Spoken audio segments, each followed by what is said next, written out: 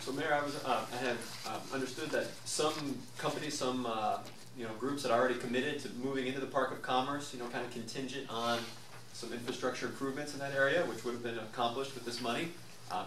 Is that the case? Maybe how many jobs did you all have lined up, ready to move into this area that may be on the fence now? Well, initially we had 323 jobs that were promised at the very start or completion of this project, with a long-term goal of 4,800 jobs for the Park of Commerce. I can say that the city will move forward with the Park of Commerce. As we mentioned before, that we're on the long-range strategic plan, and may take a little bit longer. We'll have to sit back. This news just came in today, so we'll have to reassess what we need to do and how we're going to make it happen. There are other ways and places that we're applying for additional funds, such as an EDA grant, and again, we're on that MPO plan. So fingers crossed, we're going to still move ahead. This just puts a dent in it and slows us down a bit. Maybe how surprising, like maybe just tell us where were you when you got the news about this veto, and what was kind of your initial reaction when you got that news? I was walking out the door getting ready to head in here. Okay. And got the news and was extremely disappointed. As I mentioned before, the governor has been here about 3 times, at least that I've been here.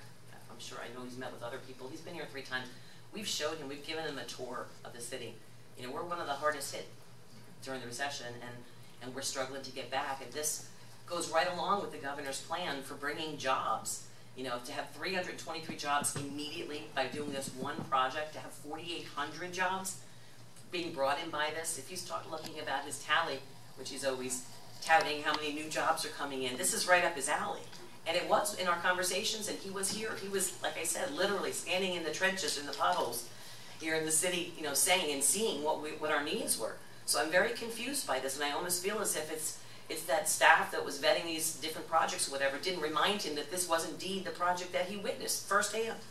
And I'm very disappointed in it. Has there been any communication since you've heard this? Try to get in touch with him? No, we haven't at this point. We're just kind of getting our ducks in a row and preparing a response. But I just feel that something is seriously wrong here. We have the cooperation of all the different organizations that I mentioned in the press conference.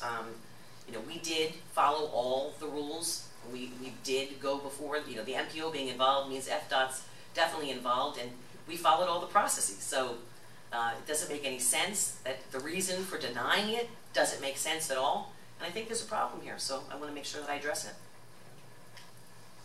Maybe how lucky is Governor Scott that he's not sitting here right next to you right now? No comment. No, I think that I think there's a misunderstanding, to be very honest with you. I really think this is a big misunderstanding. Why would he spend so much time here? Why would the lieutenant governor spend so much time here?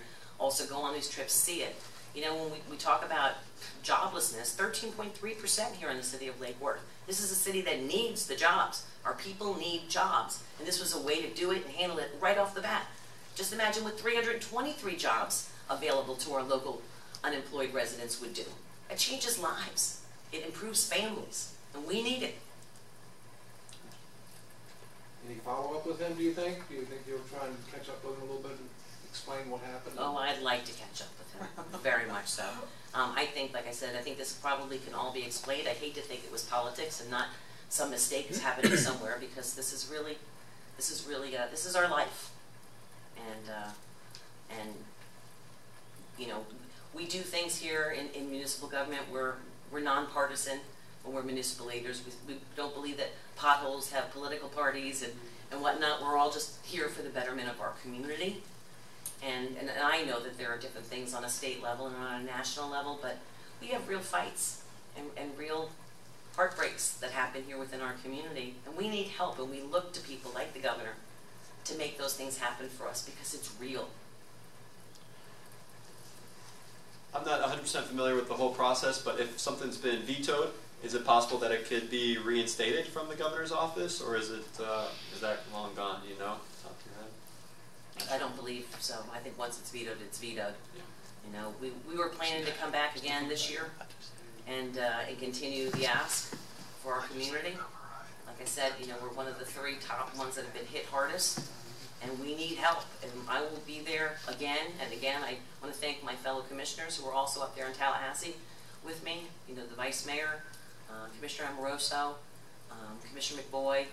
You know, we were up there and we fought the fight. We went to every single legislator. We stopped at all of their offices. We dropped off, I mean, there couldn't have been more that we could have done. In fact, it was historic that we got to present before the Transportation and Economic Development Committee, and you can find that online, where usually those things are not publicly vetted like that, and we did our presentation there.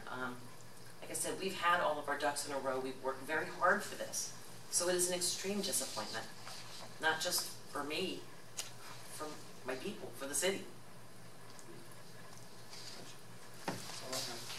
In your packages, you'll have the forms that were filled out for the governor's staff to review, including letters of support. The letters of support in the form application are for the EDA grant, and then there's another set of letters supporting this actual legislative request. And you can see they're from the BDB, Business Development Board, Economic Council,